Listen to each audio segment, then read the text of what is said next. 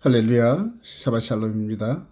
온 이스라엘께 샤ባት 예배에 참석한 여러분들을 주님의 이름으로 환영합니다. 오늘은 특별 세미나를 갖겠습니다. 54주 토라 포션 마무리되는 날인데요.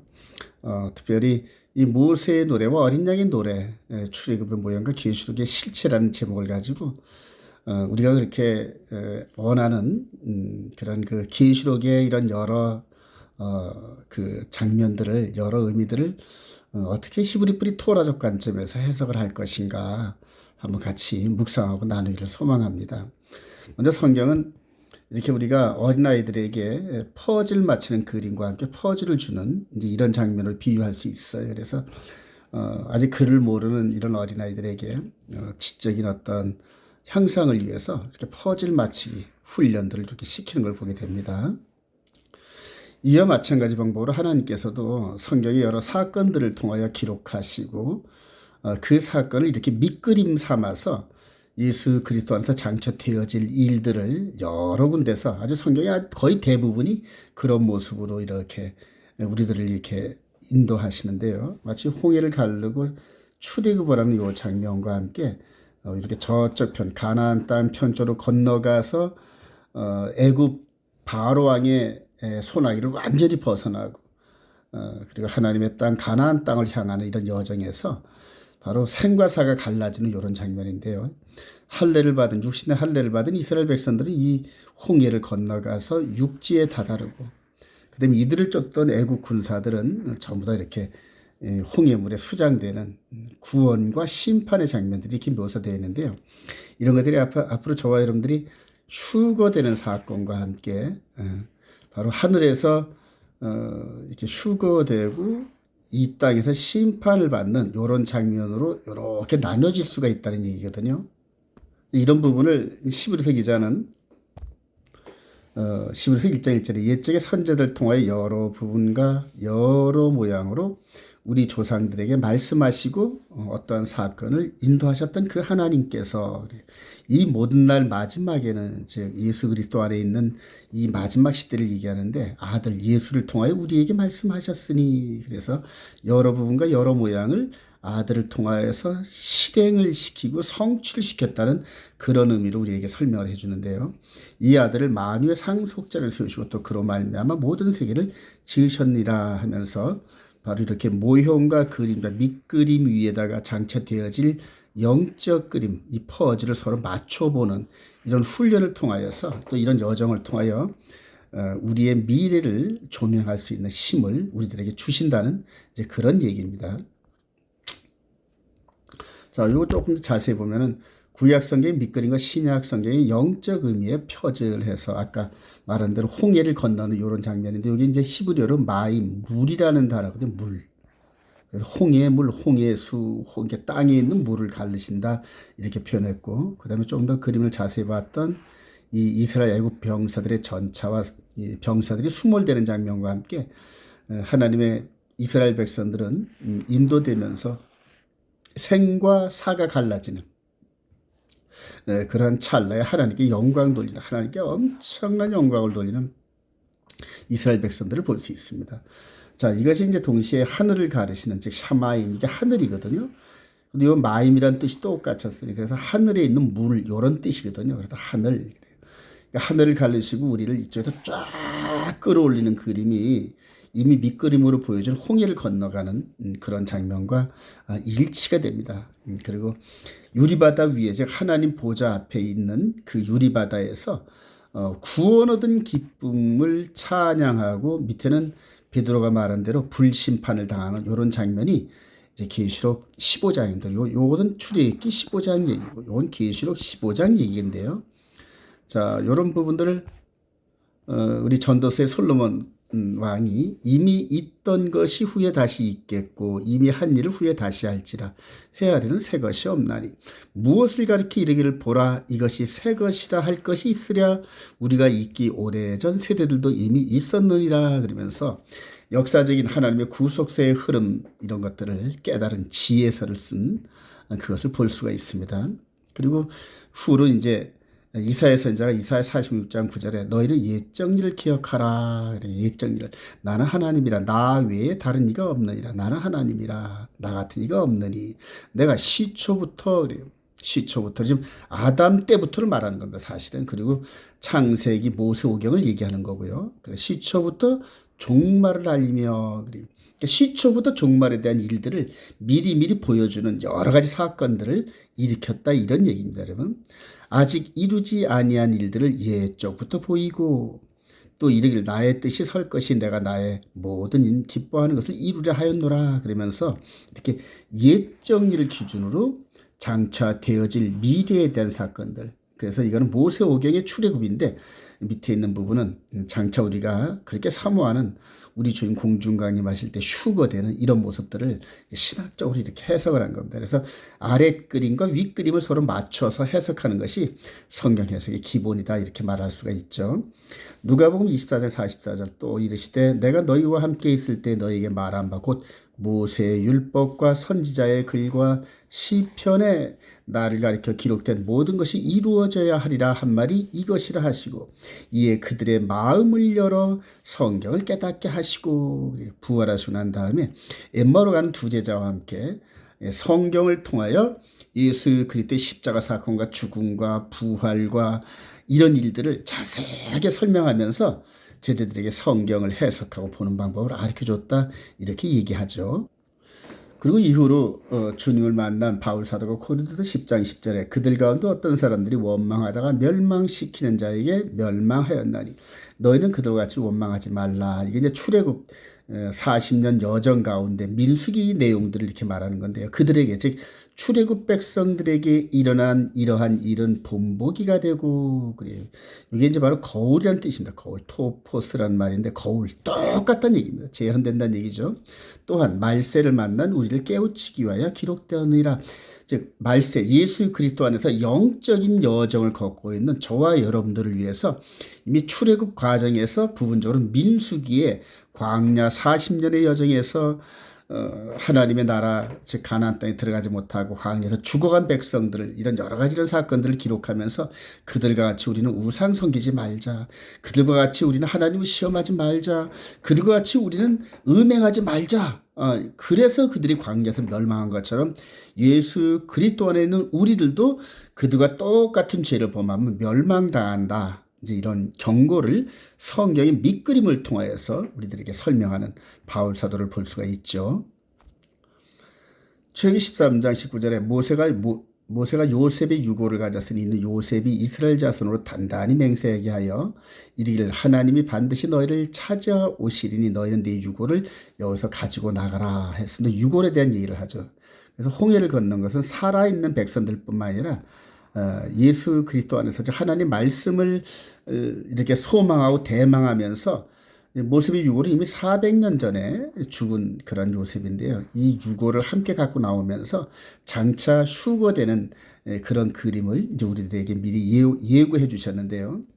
자, 출애굽기 14장 13절 모세가 백성에 이르되 너희는 두려워하지 말고 가만히 서서 여호와께서 오늘 너희를 위하여 행하시는 구원을 보라. 여기서 단어가 히브리어로 예슈아입니다. 예슈아 그래요. 예슈아 구원을 보라 하는데 이게 이때는 아직까지 예수는 없었지만은 구원을 보라 하는 그 자체가 예슈아 이런 얘기입니다. 그래서 저와 여러분들 오늘 예수 그리스도로 믿는 바로 예슈아가 이 모세를 통하여 이렇게 선포됐습니다. 예슈아 그래요. 크게 이게 예슈아가 증거되면서 이렇게 그 모세를 통하여 이렇게 예슈아의 이름이 이 홍해 바다에서 확 퍼져나가는 그래서 예수 그리스도로 말미암아 홍해도 건너가고 장차 실체적인 장면이 휴거도 이루어지는 것을 미리 이렇게 모세를 통해 보여주는 그런 장면이죠. 그리고 이제 우리 예수 그리스도께서 오신 대로 유월절 양으로 죽어주시고 장사 되신 다음에 3일 만에 부활체가 되면서 사람이 살다가 죽는 것은 정한 것이고 그다음에 심판 속에서 영벌의 부활과 영생의 부활로 이루어지는 모습을 실제 보여주셨습니다. 그리고 아버지께로 돌아갈 때는 반드시 죽고 거듭나야만 육신의 몸은 죽고 그제 속사람 속에 숨어 있었던 그런 사람이 하늘로 휴거되는 이런 모습들을 이제 우리들에게 보여주셨는데요.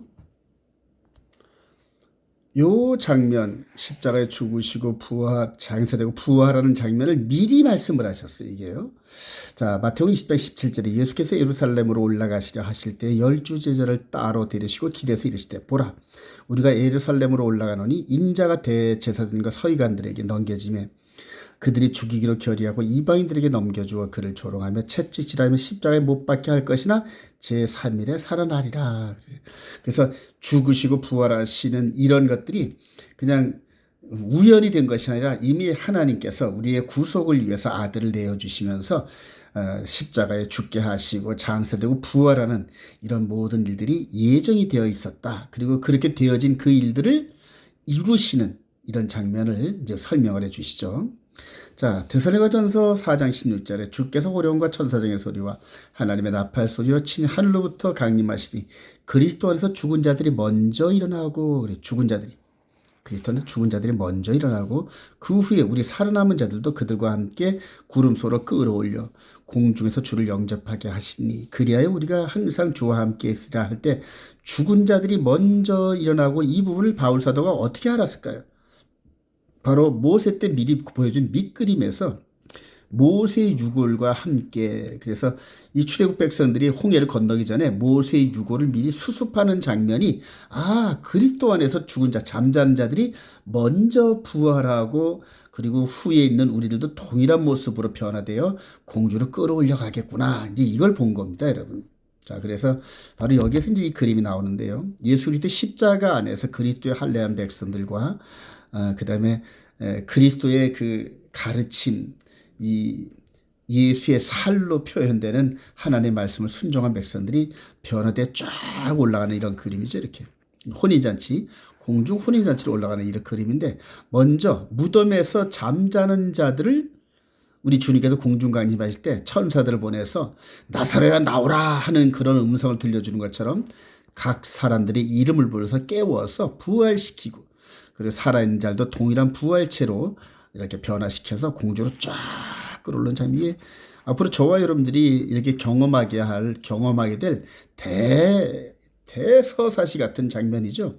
바로 이게 구원에 이르는 길입니다. 그래서 이 휴거는 이스라엘이나 이방이나 관계할 것 없이 그리스도 안에서 할례한 백성들이 딱 한 번 단회적 사건으로 딱 올라가는 겁니다.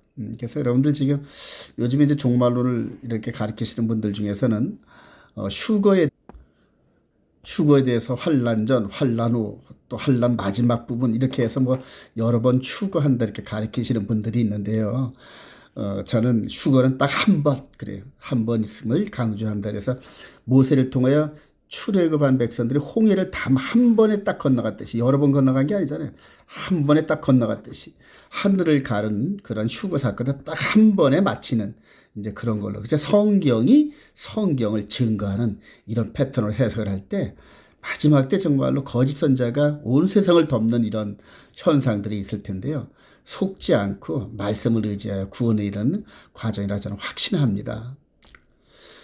고린도서 15장 51절에 바울 사도가 이제 대서사를 이루는 그런 선언을 합니다. 보라, 내가 너에게 비밀을 말하노니, 앞으로 되어질 일들을 비밀을 말하노니 우리가 다 잠잘 것이 아니오 마지막 나팔에 순식간에 호련히 다 변화되리니 나팔 소리가 나며 죽은 자들이 썩지 아니할 것으로 다시 살아나고 우리도 변화되리라.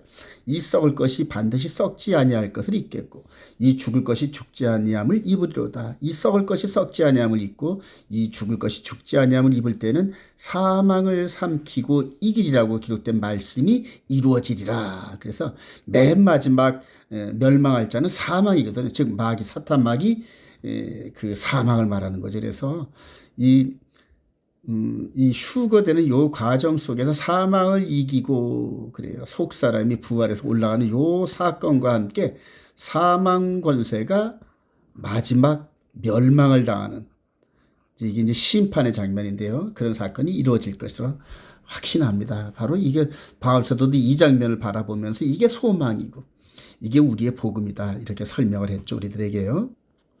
자, 그래서 오늘 모세의 노래를 중심으로 신구약 표절 맞추기에 대해서 여러분 설명을 좀 드리겠습니다. 그래서 앞에서 설명한 대로 출애굽기 15장에 육신의 몸의 출애굽, 그 다음에 계시록 15장에 영의 몸의 출애굽을 포인트로 해서 아주 의미심장하게 출애굽기 15장, 계시록 15장 내용이 서로 다 밑그림, 요게 밑그림이라면은 이거는 영적인 앞으로 되어질 이 부분으로 잘 정리가 되었어요. 그리고 14장에 보면은 애굽의 전차 부대가 그렇게 이스라엘 백성들 홍해를 건너려고 하는 백성들을 아주 마지막 그 압박하는 이런 장면이 나오는데 이게 이제 애굽의 전차 부대가 나타나고요.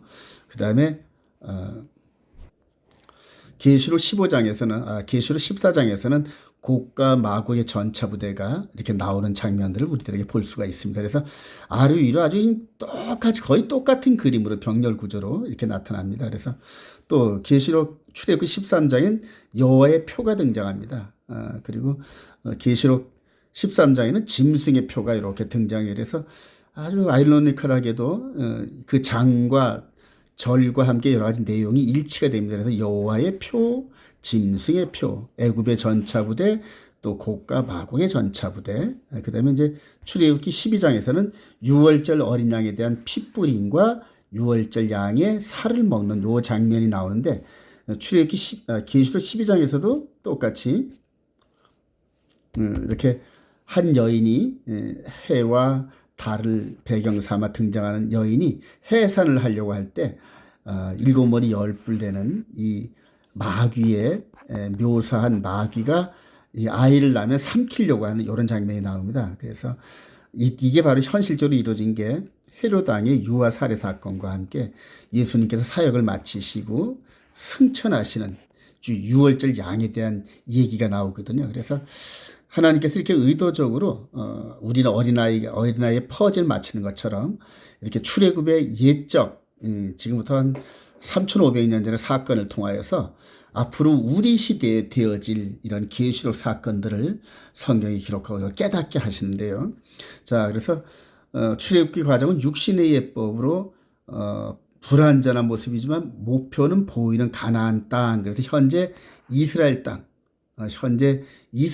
가나안 땅을 지금 얘기하고 있는 거거든요. 가나안 땅을 향하여 들어가는 거고 이게 바로 아브라함한테 약속했던 땅에 대한 축복의 약속인데 이게 저와 여러분들한테는 성령의 예법으로 영의 몸이 아버지가 계시는 새하늘과 새 땅을 향하여 우리를 인도하는 예수 그리스도로 말미암아 성취되는 완전한 그 구원의 스토리거든요. 그래서 윗그림은 육신의 예법으로 육신의 모양으로 출애굽을 해서 구원에 이르는 과정들을 우리에게 보여주셨고 밑에 있는 그림은 영의 몸, 즉 부활체로 아버지 나라로 들어가는 이런 그림들을 똑같이 병렬 구조로 보여주셔서 이 두 그림을 이렇게 매칭하다 보면은 출애굽기 계시록 1장부터 11장까지 얘기가 있고요. 또 여기서는 또 16장부터 22장까지 얘기가 있는데 가운데 요 정도의 요 부분만 완전히 세팅이 돼 놓으면은 양쪽에 있는 내용들이 자연스럽게 맞춰지는 이제 그런 그 경험을 체험하게 됩니다. 요거를 세부적으로 좀 나눠볼까요? 출애굽기 15장 1절에 이때 모세와 이스라엘 자손이 이 노래를 여호와께 노래하니 일렀을 때 내가 여호와를 찬송하리니 그는 높고 영화로우시며 말과 그 탄자를 바다에 던지셨음이라다. 그래서 애굽의 군사들을 바다에 수장시키는 하나님을 찬양하죠. 그러면서 여호와는 나의 힘이요 노래시며 나의 구원이시로다. 그는 나의 하나님이신 내가 그를 찬송할 것이요 내 아버지 하나님이시니 내가 그를 높이리로다. 여호와는 용사시니 여호와는 그의 이름이시요 그가 바로의 병거와 그의 군대를 바다에 던지시니 최고의 지휘관들이 홍해에 잠겼고 요 내용을 이렇게 구술한 거죠. 마찬가지로 계시록 15장에서도 계시록 15장 2절에 또 내가 보니 불이 섞인 유리바다 같은 것이 있고 짐승과 그의 우상과 그의 이름의 수를 이기고 벗어난 자들이 휴거된 자들을 얘기하는 거거든요. 유리바다가에 서서 하나님의 검고를 가지고 하나님의 종 모세의 노래 즉 어린 양의 노래를 불러 이르되 그러면서 출애굽기 15장에 모세의 노래를 이렇게 병렬 구조로 이렇게 놓습니다. 그래서 요 위에 있는 모세 사건은 보이는 사건으로 밑그림이고 요 일들은 장차 요한이 일어날 일들을 예언에서 계시록에 기록한 사건들인데 저와 여러분들이 앞으로 닥칠 이 영적 출애굽에 대한 이런 모습인데 이것을 하나님께서 모세의 노래라는 요 상황을 똑같이 놓으면서 우리들로 하여금 이걸 깨닫게 하시는 그러면서 찬양하죠. 하늘에 올라간 우리들이 주여 누가 주의 이름을 두려워하지 아니하며 영화롭게 하지 아니하리까 오직 주만 거룩하시다 그러면서 영원토록 찬양하는 그런 그림들. 이제 여기서 우리가 한번 묵상해 보기를 이 미리암과 모세와 이 출애굽 백성들이 요 이전까지 그냥 그 애굽의 군사들에게 곧 죽을 것 같은 이런 급박한 상황에서 기적 같은 방법으로 이렇게 애굽에 따라오는 군사들은 멸절되고 구원 얻은 이 기쁨이 얼마나 감격이 크겠습니까? 어마어마한 감격이죠. 그런 감격이 저절로 찬양으로 우러나오는 엄청난 파워. 그런데 저와 여러분들은 이 땅에서 이제 앞으로 짐승의 표 사건이 여러 가지 이런 사건들이 있는데 이것이 우리들을 얼마나 스트레스를 주고 눌리고 심지어는 순교를 당한 이런 많은 사람들이 있는데 그런 모든 것들을 이기고 그래요. 예수 그리스도 안에 있는 그 언약을 배반하지 않고 믿음을 지키고 나간 저와 여러분들이 이 진짜 완전한 구원에 이르는 이 휴거를 한 이후에 유리바다, 이 유리바다라는 게 하나님의 임재의 그 현장을 말하는 거거든요. 거기에서 찬양이 얼마나 기쁘겠습니까, 여러분? 거기서 눈물도 다 씻어주시고 우리의 신랑 대신 우리 예수님께서 우리를 꼭 껴안아 주시면서 어렵고 힘든 여정을 잘 이겨냈다 나의 신부야 그러면서 위로해 주시는 그 장면이 여러분 상상만 해도 기쁘지 않습니까? 바로 이 귀한 자리에 이 메시지를 듣는 저와 여러분들이 함께 동참하기를 소망합니다. 자, 우리 14장에 또 이것도 자세히 한번 볼까요? 이렇게 자세한 그림으로 보세요. 애굽의 군사들이 바로 왕에 의해서 막 말과 전차 부대를 이끌고 물에까지 따라오잖아요. 물벽까지. 그리고 이스라엘 백성들은 꽁지가 빠지게끔 도망가는 장면인데요. 이런 장면이죠. 여기에서 이제 예수와 예수 그리스도의 이 부분이 이제 양쪽에 물리벽이 돼주면서 이스라엘 백성들은 보호하고 따라오는 애굽 병사들은 멸절시키는 이런 어마어마한 장면들이 이렇게 나오는데요.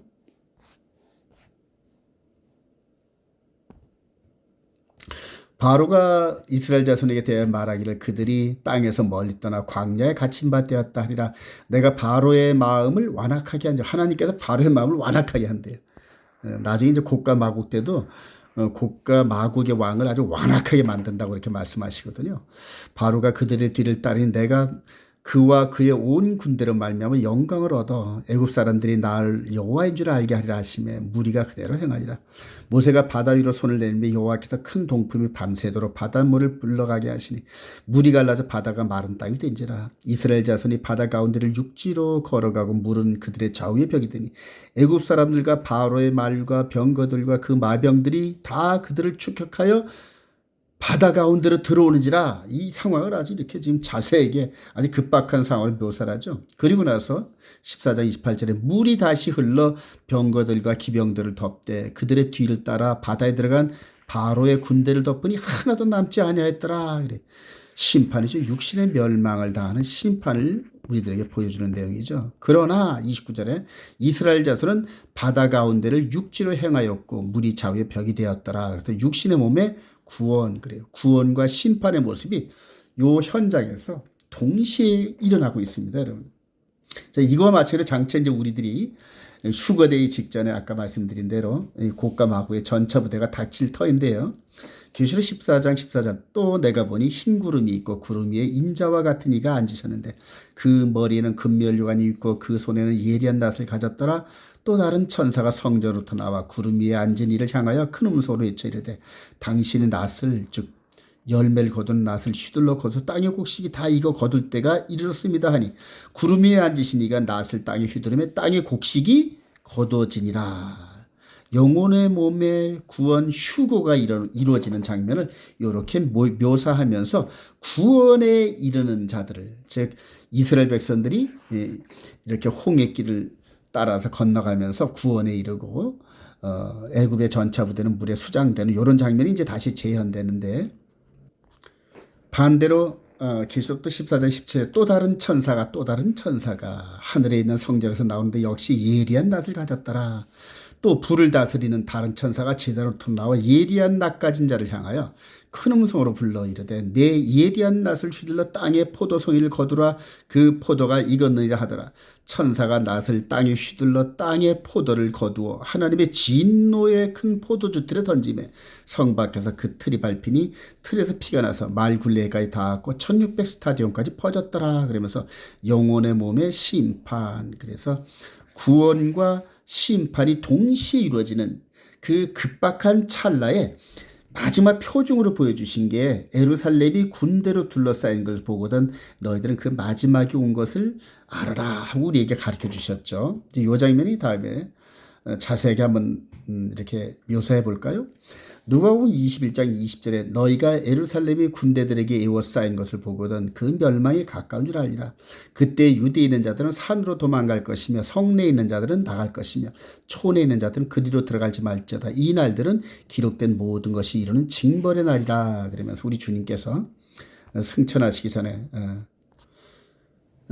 십자가를 짊어지시기 전에 이 제자들과 함께, 여기가 이제 성전산이거든요. 성전이 있는 산인데 크게 좀 보면은 앞으로 되어질 예루살렘의 멸망의 그림들을 미리 보면서 1차적으로 예루살렘 멸망을 바라보면서 이제 경고를 하시는 장면인데요.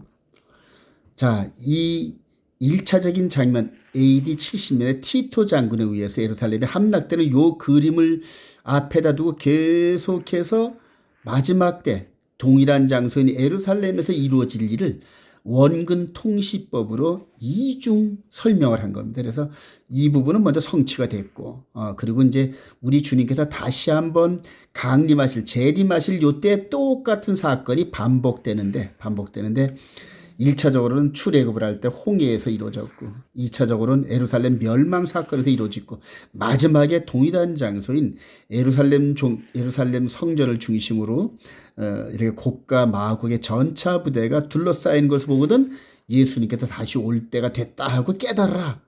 이때는 전 세계가 이스라엘을 중심으로 이루어지는 이런 그 보이는 전쟁에 아주 초미의 관심사를 갖게 될 겁니다. 그때가 우리 주님이 오실 때가 점점 가까워졌고 또 저와 여러분들이 부활해서 우리 주님 나라로 올라갈 때가 가까웠다 하는 것을 이렇게 인지할, 그래서 마지막으로 우리들의 거룩을 점검하고 하나님께 영광을 돌리는, 끝까지 인내하면서 짐승의 표를 싸워 이기고 심지어는 순교를 당한다 할지라도 굴복하지 않는 그러한 그 성도들이 되어야 할 것입니다. 자, 계시록 19장 19절에 또 내가 보매 그 짐승과 땅의 임금들과 그들의 군대들이 모여, 바로 이 곡과 마고의 전쟁을 예고하는 거죠. 그 말탄 자와 그의 군대와 더불어 전쟁을 일으키다가 짐승이 잡히고 그 앞에서 표적을 행하던 거짓 선지자 함께 잡혀서는 이는 짐승의 표를 받고 그의 우상에게 경배하던 자들을 표적으로 미혹하던 자더라. 이 둘이 산치로 유황불 붙는 못에 던져지고 그 나머지는 말탄 자의 입으로부터 나오는 검의 죽음에 모든 새가 그들의 살로 배불리더라. 그러면서 마지막 우리 주님이 강림하시기 직전에 땅의 임금들과 짐승같이 거짓 그리스도죠. 또 그들의 군대들이 예루살렘을 둘러싸면서 있다가 멸망당하는 이제 그런 장면들을 우리에게 묘사하고 있습니다, 여러분. 자, 계시록 20장 7절에 천년이 참에 사탄이 그 육에 놓여 나와서 땅의 사방 백성 곧 곡과 마곡을 미혹하고 모아 첫 싸움을 붙이니 그 수가 바다의 모래 같으리라. 그들이 지면에 널리 퍼져 성도들의 진과 사랑하시는 성을 두르며 하늘에서 불이 내려와 그들을 태워버리고 또 그들을 미혹하는 마귀가 불과 유황못에 던져지니 거기는 그 짐승과 거짓 선자도 있어 세세토록 밤낮 괴로움을 받으리라. 그러면서 영적인 존재인 사탄이 앞에 있는 계시록 19장 이 사건들, 즉 곡과 마곡의 이런 사건들을 총체적으로 지휘한다는 얘기입니다, 여러분. 그리고 그 밑에 육신으로 보이는 거짓 그리스도, 적 그리스도와 함께 그를 옹립하는 거짓 선자들이 함께 이 예루살렘을 중심으로 온 세상을 미혹할 때 그 총지휘자가 사단이거든요. 그래서 저와 여러분들이 앞으로 이 이스라엘 중심의 큰 전쟁이 일어날 때쯤 되면은 정말로 초미의 관심사를 갖기를 소망합니다. 그리고 영적으로 깨어 기도하고 그때는 롯이 소돔과 고모라 성을 빠져나올 때처럼 이 세상에 미련을 두지 않는 그런 믿음의 결단들을 준비하기를 소망합니다. 자, 계속해서 출애굽기 13장, 계시록 13장을 또 보겠는데요. 자, 출애굽기 13장 4절에 아비벌 이날에 너희가 나왔으니 그러면서 유월절 그 어린 양의 피와 살 그리고 장자의 죽음 사건을 거친 다음에 이 바로 왕이 너희들은 나가라 그러면서 이스라엘 백성들을 막 쫓아내다시피 하는 요걸 얘기하는 거죠. 그래서 막 출애굽을 하는 장면입니다. 요때에 6절에 보니까 이래 동안 무교병을 먹고 일곱째 날은 여호와께 절기를 지키라. 모에딤이죠. 그래서 유월절, 무교절, 초실절 또 오순절 이런 절기를 이제 레위기 23장에 있고 그다음에 출애굽기 23장에서 언약의 형태를 이스라엘 백성들에게 주는데요. 자, 그리고 이제 8절에 너는 그날에 내 아들에게 보여 이르를 내 이 예식은 내가 애굽에서 나올 때 여호와께서 나를 위하여 행하신 일로 말미암음이라 하고 이것으로 내 손에 기호와 내 미간에 표를 삼고 여호와의 율법이 내 입에 있게 하라. 그래서 이 여호와의 율법은 유월절과 무교절 절기와 큰 의미가 있습니다. 그래서 우리가 좀 큰 그림으로 보면 이제 이스라엘 백성들이 모세를 통해 출애굽을 하고 나서 현재까지 이게 이제 바로 가운데 있는 게 현재의 그림이거든요. 3,500년의 세월이 흐르는 가운데서 모세를 통하여서 말씀하신 여호와의 표 이거를 테플린이라 그러거든요. 테플린이라 그러는데 이마에 이렇게 그다음에 손에 이렇게 표를 감으면서 지금도 이 메시지를 이 말씀을 순종하고 있는 것을 봅니다. 그래서 여호와의 표는 하나님께서 이스라엘 백성들에게 주신 율법, 즉 계명, 규례, 율례, 법도 이 과정과 아주 밀접한 연관이 있습니다, 여러분.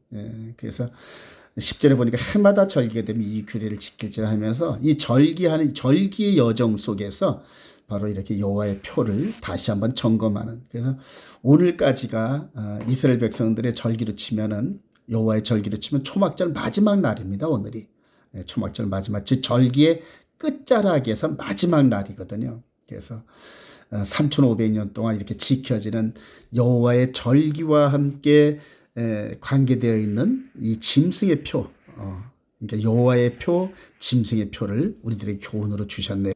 자, 이 사건과 같이 병렬 구조로 똑같이 계시록 13장 1절 이하에 짐승이 나오는데 내가 보니 바다에서 한 짐승이 나 뿔이 열이요 머리가 일곱이라 그 뿔에는 11관이 있고 그러면서 그 짐승에 대한 존재가 다니엘서 7장과 연관되는 또 계시록 12장에도 7머리 10뿔이 나오죠. 근데 그 10뿔이 이제 적그리스도로 등장하죠. 짐승이. 5절에 또 짐승이 과장되고 신성모독을 말하는 입을 받고 또 42달 동안 일할 권세를 받은 42달 그래요. 여러분 이거 유념하셔야 됩니다. 짐승은 적그리스도 진영은 42달 1260일 3년 반 동안 권세를 받았습니다. 또 예수님께서도 3년 반 동안 공생애를 통하여서 메시아 사역을 마치셨고요. 그래서 전 3년 반, 후 3년 반 이렇게 나눠지는데 전 3년 반은 예수님의 사역이고 후 3년 반은 적그리스도가 이 땅에서 나타나면서 거짓 메시아 행세를 하는 겁니다. 그래서 둘이 포함해서 7년인데 이게 한 일이라 그러거든요. 한 일에. 다니엘서 9장 24절부터 27절까지 말씀인데 여러분 7년 환란이란 말은 성경에 없습니다, 여러분. 그리고 이거를 잘 다니엘서 9장 24절 27절을 이해 못하신 분들이 7년 환란 묶어놓고 앞으로 적그리스도가 등장하면서 이스라엘 백성들과 7년 평화지역을 맺는다 이렇게 해석을 하는데요. 적그리스도는 3년 반 동안 성경으로 3년 반의 기간을 허락받은 겁니다, 여러분. 성경대로 굳게 믿으시기 바랍니다. 그래서 7년 평화조 같은 이런 건 절대 없습니다. 그리고 7년 환란 전에 휴거한다는 이런 것들 여러분들 유념하지 마시기 바랍니다. 전부 다 그게 성경을 잘못 봐서 잘못 해석해서 이렇게 오류로 하는 건데 앞으로 주님께 엄청 책망을 많이 받게 될 겁니다. 6절 이하에 짐승이 입을 벌려 하나님을 향하여 비방하되 그의 이름과 그의 장막 곧 하늘에 사는 자들을 비방하더라. 권세를 받아 성도들과 싸워 이기게 되고 각 족속과 백성과 방언과 나라를 다스리는 권세를 받으니 죽임을 당한 어린 양의 생명책에 창세 이후로 이름이 기록되지 못하고 이 땅에 사는 자들은 다 올 그 짐승에 경배하리라 그래요. 여러분들 짐승의 표를 안 받고 싶다고 해서 안 받는 게 아닙니다. 여러분 성경에서는 생명책에 기록되지 않은 모든 자들은 이 적그리스도에게 속아서 이 짐승을 메시아로 잘못 알고 경배한다 합니다. 경배라는 건 종교적 경배를 얘기하는 거거든요. 여러분들 지금 우리 세대에서도 지금 뭐 문선명이가 메시아로 생각하면서 경배하는 사람들이 있고, 심지어는 죽은 안산홍이가 하나님 아버지라 그렇게도 경배하는 사람들이 있어요. 여러분들 그분들은 저 안산홍이 얘기를 할 때 아주 두려워하는 마음으로 경배하더라고요. 또 살아있는 그 장길자 씨가 하나님 어머니라고 섬겨요.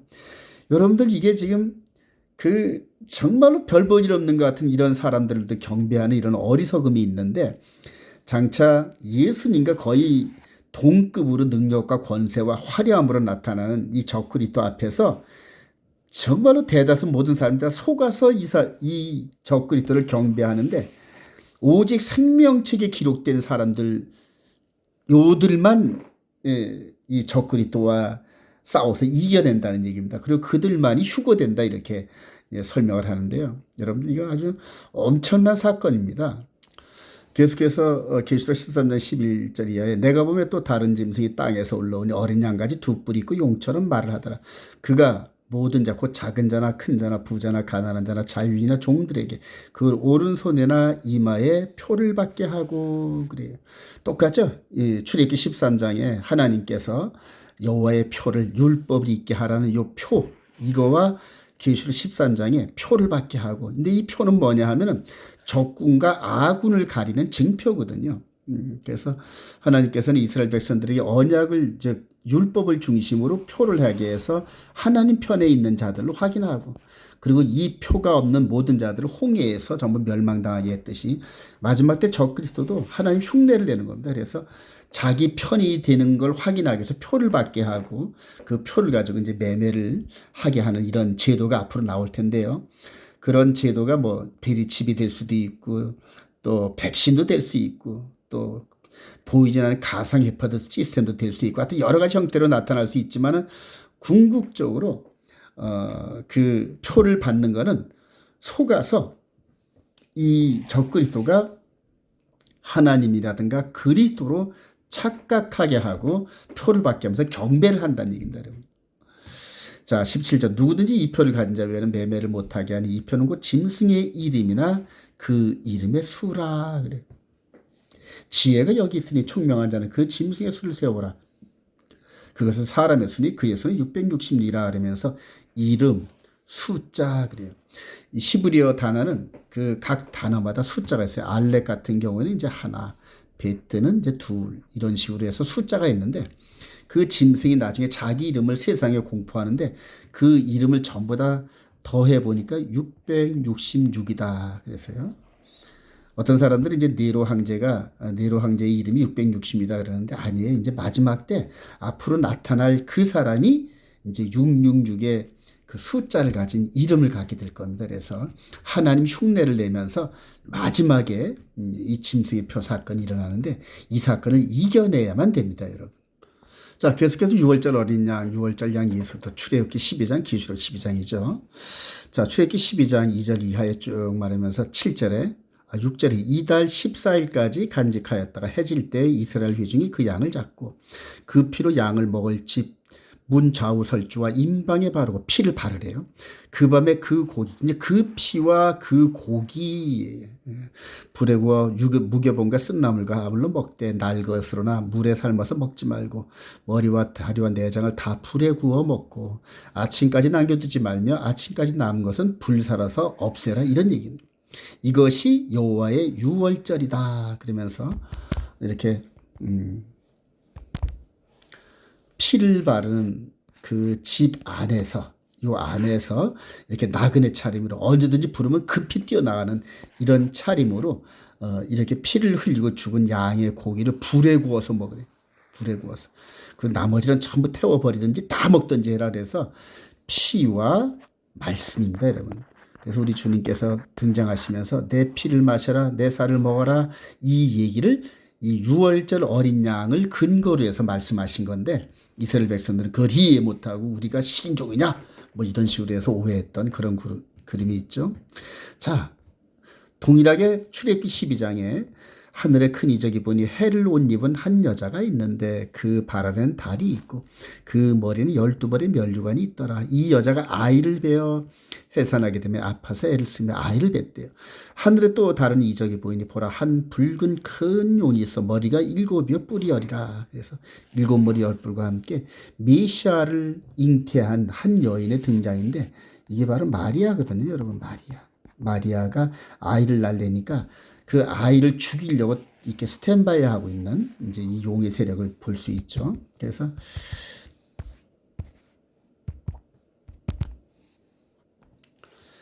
이 아이가 아이를 낳은 그분이 베들레헴에서 이렇게 아이를 낳는데 헤롯 왕이 유아 사례를 통하여서 이렇게 아이를 죽이려는 이 위에는 이렇게 마귀가 이렇게 역사는 힘이 있고 그 역사는 힘의 조종을 받아서 헤롯 왕이 메시아 대신 어린 예수를 죽이려고 하는 이런 그림이 땅의 현실로 나타나는 겁니다. 마지막 때도 이렇게 악한 영의 지배를 받는 이 세상의 권세자들이 하나님을 섬기는 그 백성들을 핍박하는 과정들이 똑같이 나타나는 겁니다. 그럼에도 불구하고 예수님께서 이렇게 30세까지 범사에 자라시다가 30세도 공생애를 마치시고 승천하는 이런 그림들 승천하시죠. 이거를 한 부분으로 이렇게 설명을 한 게 계시록 12장입니다, 여러분. 자, 4절에 그 꼬리가 하늘의 별 3분의 1을 끌어다가 땅에 던지더라. 그러면서 7머리 10뿔의 이 마귀가 하늘나라에서 천사 3분의 1을 미혹해서 자기 편으로 삼고 땅으로 쫓겨나는 장면들을 얘기하는 겁니다. 자, 용이 해산하려는 여자 앞에서 그가 해산하면 그 아이를 삼키고자 하더니 여자가 아들을 낳으니 이는 장차 철장으로 만국을 다스릴 남자라. 예수를 얘기하는 거죠. 메시아. 그 아이를 하나님 앞과 그 보좌 앞으로 올라가더라. 용이 여자에게 분노하여 돌아가서 그 여자의 남은 자손 곧 하나님의 계명을 지키며 예수의 증거를 가진 자가 더불어 싸우려고 바다 모래 위에 서 있더라. 여기에서 남은 자손, 이게 이제 렘넌트인데 유명한 남은 자입니다. 렘넌트, 여자의 후손. 그래요. 그래서 초대교회 때 이렇게 예수 그리스도 안에서 초대교회의 무리들을 렘넌트라고, 그들이 하나님의 계명을 지키고 예수의 믿음을 굳게 지켰는데 초대교회 때 어마어마한 핍박과 이런 사건들이 네로 황제라든가 도미티안 황제라든가 로마의 10명의 황제들을 통하여서 예수 믿는 자를 핍박하는 장면들이 나오는데 그게 바로 다 7머리 10뿔 이 마귀의 영향력 아래 있는 것을 우리들에게 보여주는 거죠. 자, 모형적인 구속사와 단일의 한일의 이 부분을 이제 정리를 하겠는데요. 여러분들 이 69일에와 한일을 여러분들 제가 강의를 이렇게 해놨는데 여러분 잘 이해를 하시기 바랍니다. 그래서 69일에 이전에 있는 이 아담의 이 배교 사건과 여자의 후손, 뱀의 머리가 깨진 이런 심판, 창세기 3장 15절 이후로 우리 주님께서 등장하는 69일이 이때까지는 전부 다 여러 부분과 여러 모양의 구속사를 이렇게 하는 겁니다. 그래서 오늘 주제가 오늘 이렇게 출애굽기 12장, 그 다음에 13장, 14장, 15장 이런 여러 사건들을 하나로 이렇게 묶어서 하나의 시스템으로 모형으로 묶어가지고 예수 그리스도 안에서 이게 성취가 되는 겁니다. 그래서 69일에와 70일의 사이에서 초림하신 예수님의 사역이 전산년반 사역이고 그 다음에 기독교 2000년의 역사 속에 이게 감추어져 있었거든요, 여러분들. 이방인의 시대 그리고 후 3년반 들어서면서 바로 적그리스도의 등장과 그 다음에 곡과 마구의 전체 부대와 휴거가 이렇게 있는 모습인데 이걸 타임라인을 잘 놔둬야 이게 잘 세팅을 해야 이게 혼돈이 안 되는데요. 여러분들 이걸 앞으로 하여튼 종말론의 어마어마한 그 영적 싸움이 이제 일어날 겁니다. 자, 베드로전서 1장 8절에 예수가 너희를 보지 못하였으나 사랑하는도다. 이제도 보지 못하나 믿고 말할 수 없는 영광스러움으로 즐거움으로 기뻐하니 곧 믿음의 결국 곧 영혼의 구원을 받음이라. 그래서 이 믿음으로 시작되는 예수 그리스도 안에서 이전에 모세를 통한 육신으로 행하였던 구원의 과정을 이제 예수 그리스도를 통하여서 영혼의 몸의 구원 과정을 우리들에게 보여주셨는데 이 과정이 여호와의 절규와 함께 이 과정이란 말이에요. 그래서 이미 구원 얻은 게 아니라 예수를 믿고 이 구원의 여정에 참여하는 그런 의미 속에서 연단과 환난과 쓰러짐과 이런 과정을 통하여서 거룩으로 성숙되고 궁극적으로는 그리스도의 장성한 분량에 이르러서 그 시대마다 마치 장애물처럼 일어나는 여러 가지 그 마귀가 거는 그러한 태클적 사건과 이런 것들을 견뎌내는 이제 그런 자들만 이제 구원에 이르는데요.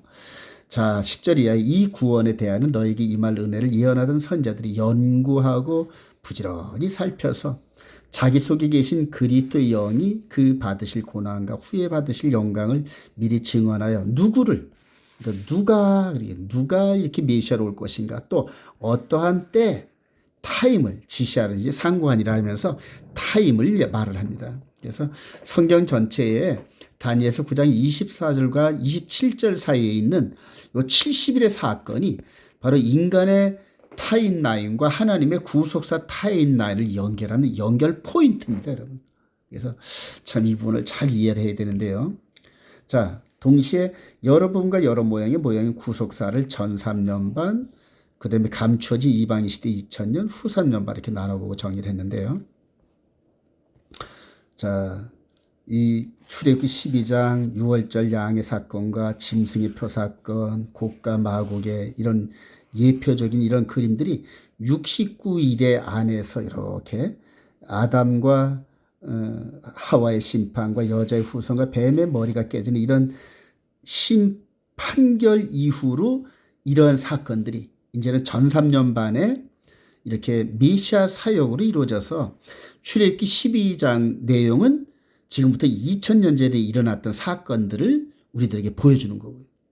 그 다음에 그 후로 2000년이 흘러서 지금 어연 저와 여러분도 요 지점까지 와 있습니다. 이렇게. 그래서 이제 곧 짐승의 표를 그리는 이런 사건들이 우리 앞에 있는데요. 적그리스도가 곧 등장합니다. 여러분. 적그리스도 등장을 하고 요게 출애굽기 13장이죠. 이제 14장 곡과 마곡의 사건, 15장 휴거의 사건 이게 이제 후 3년 반에 이루어지는 사건이거든요. 그래서 계시록 12장과 계시록 12장 사건과 계시록 13장 사건은 전 3년 만의 사건과 후 3년 만의 사건이고 요 사이에는 이방인의 충만 이방인의 충만 그래서 바울 사도가 AD 한 56년쯤에 이제 요 장면들을 이렇게 여러모를 미리 봅니다. 그래서 데살로니가 전서 또 후서 여기에서 이 멸망의 아들에 대해서 예언하고 이제 우리들에게 이제 이 메시지를 주시는데요. 그런 것들이 전부 다 이전에 있었던 이 출애굽의 여정들을 밑그림을 보고 장래를 예언하는 그러한 모습입니다. 사랑하시는 여러분, 이 마지막 때 마귀가 자기 때가 3년 반밖에 안 남은 걸 알고 아주 발악을 할 때입니다. 발악을 할 때고 이 마지막 때를 살아가는 저와 여러분들이 하나님의 선택을 받아서 마지막 계주 주자로 우리가 선택받을지도 모르는데요.